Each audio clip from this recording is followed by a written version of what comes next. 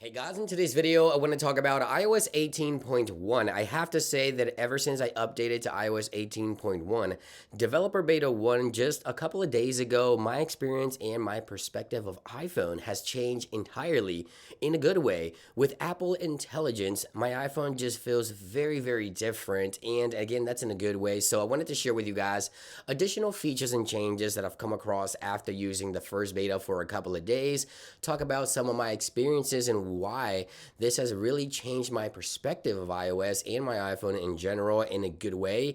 And I want to talk about the expected release date for the next beta. Now, the first thing I want to talk about is some of the new changes within the latest beta that I did not cover on my initial coverage with beta 1. So we do have an Apple Intelligence report. The privacy report is now available in settings. Obviously, you want to go into privacy and security. And if you scroll all the way to the bottom, right here it is, you need Face ID. And once you log in, you see that you have your report right there. Every 15 minutes, you can change that to 7 days or turn it off. And you can right there get your report, export the activity so you know all about the activity within Apple Intelligence running iOS 18.1.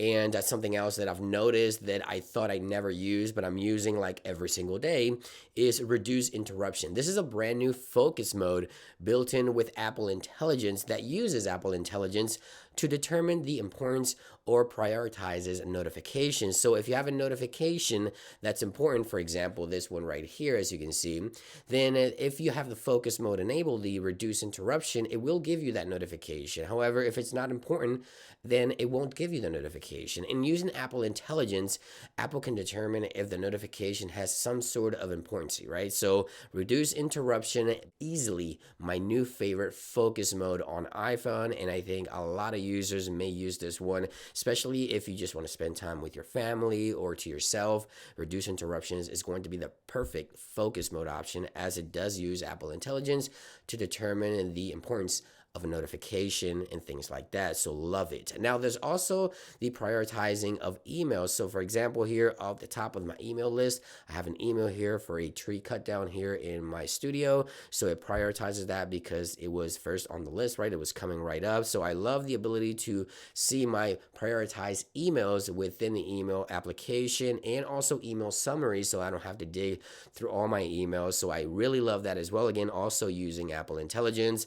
And there's also the ability to summarize an article. So if I go into Safari, for example, here, Mac Rumors, and I want to get a summary of this, I just tap here, I go into Reader View, and then I can summarize right here and get a summarize of the entire article, which I really love. Now, as you can see right here, sometimes summarizing doesn't work as expected, but sometimes it does, as you can see right here.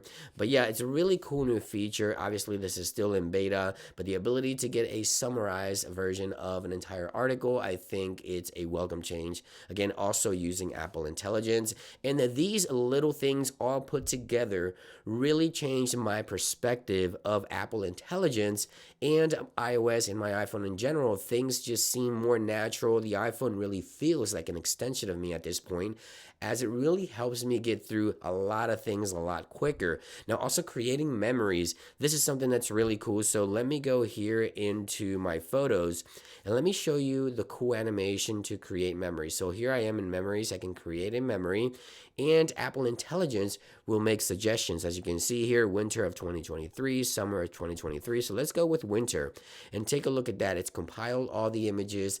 Is generating this really nice memory for me, as you can see right there, from winter of 2023. Now, something else worth mentioning is that Apple has also changed the keyboard for emojis with iOS 18.1. So if we go into the Emoji Keyboard, you notice that all the emojis are slightly larger and the spacing in between them as well. And we also have the ability to tap into our emoji stickers and our stickers in general within the keyboard. This is something that Apple first tested with iOS 18.0 beta 3, then reverted back to the original with iOS 18.0 beta 4, and now with iOS 18.1 beta 1, it's reverted back to the larger icons and the stickers and the Memoji stickers on your keyboard, which I'm not sure how I feel about this change, but nonetheless, it is something that's new within iOS 18.1 Developer Beta 1. Now, with all that being said, when can we expect the next beta, Beta 2, for iOS 18.1? Well, I think Apple will continue on a 2 weeks release schedule for this one. Keep in mind that iOS 18.1 18.1